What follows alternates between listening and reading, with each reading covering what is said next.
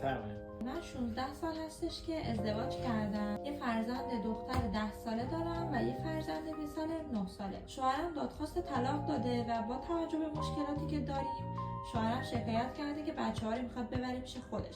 ولی بچه‌ها حاضر نیستن پیش پدرشون زندگی کنن به دلیل بد اخلاقی که حالا قبلا باهاشون داشته. خواستم بدونم که دولت میتونه بچه‌ها رو مجبور کنه که پیش پدرشون زندگی کنن یا نه؟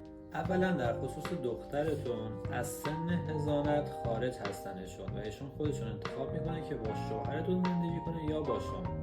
اما در خصوص پسرتون تا سن 15 سالگی حضانتش با پدرشونه. در این گونه مسائل خانوادگی قاضی دادگستری مصلحت طفل رو میسنجه. یعنی اگه ایشون تشخیص بدن که بودن پسرتون با پدرش به مصلحت طفل نیست، احتمال این که طفل رو به شما بسپارن زیاده.